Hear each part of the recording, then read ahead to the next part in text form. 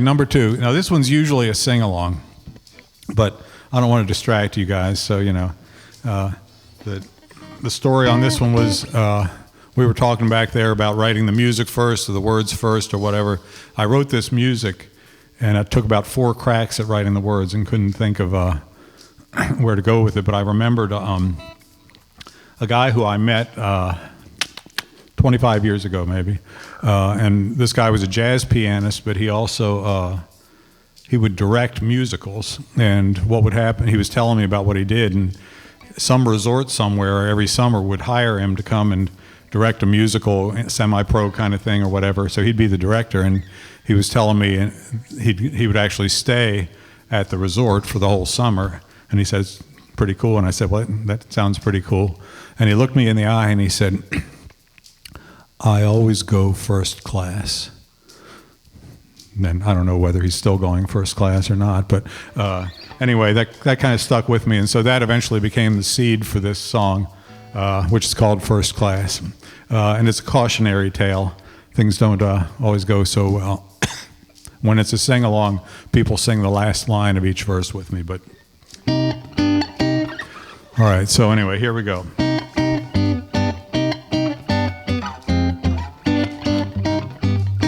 They say he was a genius from the time he was born. He could read and write before he was 3. And he moved when he was 5 into a house he designed. It had hot and cold electricity and a specialized lab to train the apes to feed the peacocks that produced the waste that fertilized the grass.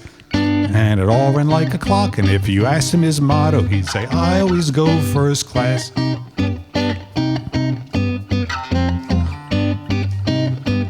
Well, now, as you can imagine, he had no need for school, because whatever they could teach him, he knew more. But they said they had to check him out in all of the subjects, cause the law said that they had to be sure.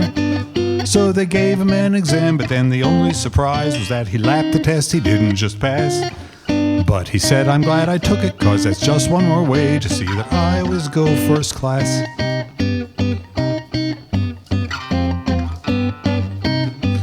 Well, his knowledge was power, and his power brought wealth, and that brought him anything he could buy.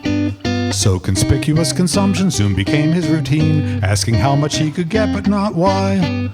But his acquisitions always were the top of the line. His collection was the best he could amass. And if anyone asked him why he needed so much, he just said, I always go first class.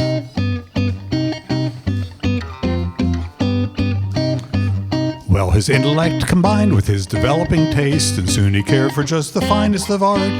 And he analyzed each object that he came to observe with savoir-faire that would have satisfied Descartes.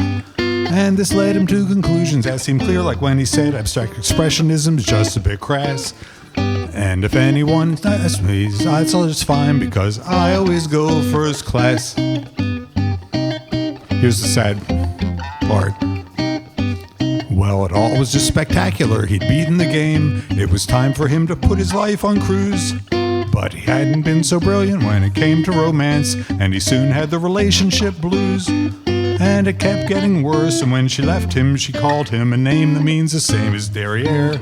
And he said, but babe, you know, I always go first class. But she just said, well, I don't really care.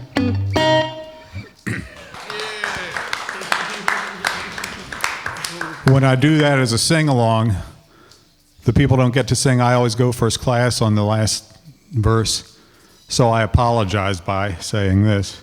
Well, I know you're disappointed because I finished the song and you didn't get a chance to sing the end. So I'll sing one more verse and you can help me to finish, and so that way I can still be your friend. So you better get ready cause it's coming up soon, and I'm counting on each gent and every lass. But I know you'll do well because my friends are the best, you know, cause I always go first class. There you go. So, just figured you might as well get the whole experience. You all came out on an icy night. So anyway, thank you all.